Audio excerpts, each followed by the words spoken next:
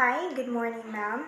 Again, I am Hazelheart Piquinto from BSN Sciences 1A, and today I am going to tackle the things I have learned from Module 2, miscommunication, noise or interference, common barriers to effective communication, and types of noise in communication. So how does miscommunication happen? Miscommunication is the failure to communicate adequately or not being able to express ideas or thoughts correctly. It is among many communication barriers. A miscommunicated message or word is wrongly perceived by the listeners as they could not interpret the actual meaning of the speakers. It is a circumstance in which one of the interlocutors makes a grammatical error or misunderstands the other. These shortcomings might have a variety of causes, but they usually end in confusion and irritation for both parties involved. It can occasionally trigger a cascading effect, opening the door to conflict and other problems. Miscommunication is defined as a divergence in both parties, views that leads to differing opinions and conclusions resulting in conflict. Even when communicating with another person face to face in the same room and using the same languages, human communication is highly complex. A simple understanding of how we communicate can assist us in avoiding misinterpretation. So, what occurs when we talk to one another? Communication, according to one interpretation known as the transmission model, it is viewed as a message that travels straight from one person to another, as though someone were tossing a ball. However, in practice, this simplistic model fails to account for the complexities of communication. Enter the transaction model, which recognizes numerous more communication issues. With this model, thinking of communication between people as a game of catch is more accurate. As we communicate our message, the other party provides feedback. We establish meaning together through the transaction. However, as a result of this conversation, a new issues arise. We can't help but send and receive messages via our own personal lenses as humans. When conversing, one person offers her interpretation of a message, while the other person conveys his interpretation of the message. The meaning and interpretation of our perceptual filters are always shifting. Remember the game of catch, tossing the ball that Catherine presented in the video? Consider a lump of clay in your hand.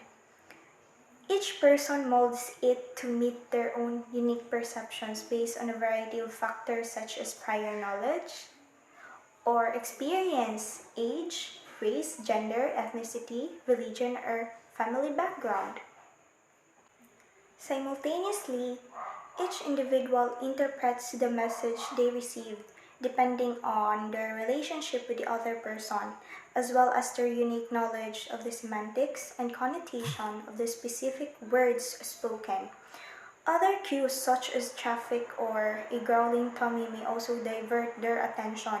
Even emotion can obscure their judgment, and when more people are brought into the discourse, each with their own set of subjectives, the complexity of the communication develops exponentially. As the lump of clay passes from one person to the next, it is reworked, reshaped, and constantly changes. It's no surprise that our messages might become a jumble of misunderstanding. Fortunately, the strategies suggested in the video can assist us all in better communicating in our daily interactions. To begin, we must understand the difference between passive hearing and active listening. Actively listen to and respond to other vocal and nonverbal input and adapt your message to make it easier to comprehend. Second, listen to your instincts as well as your eyes and ears. Keep in mind that communication entails more than just the exchange of words.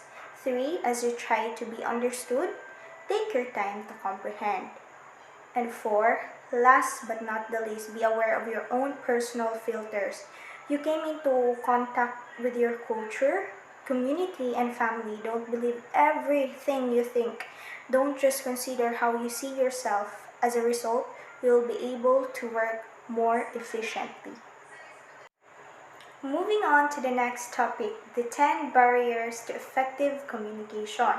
First, physical barriers, which includes things like obsolete computers, phones with bad signals, background noise, poor lighting, temperatures are too hot or cold, and tangible items that may obstruct communication efforts. Second is attitudes.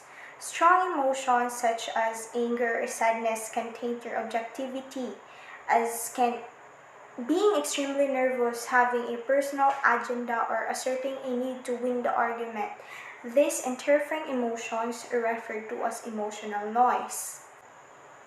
Third is language. This may appear to be a little stumbling block, but even people who speak the same native language can struggle to understand each other if they are from different generations or follow different religions in the same nation. Even the best intentioned communicators can be harmed by slang, professional jargon, and regional colloquialism. Fourth is physiological barriers. Illness, poor vision, hearing problems, and discomfort are all physiological barriers to efficient communication. Fifth is structure design issues. Organizations or institutions may have ambiguous organizational structures that make communication difficult. Faulty communication can also be attributed to poor information system, a lack of oversight, and inadequate personal training.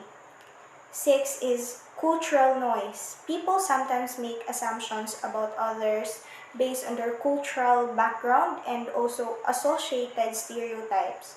Seven, lack of common experience. Using examples or stories to clarify or accentuate a concept is a terrific idea. However, if others are unable to relate to these instances due to lack of shared information or experiences, these techniques will be worthless.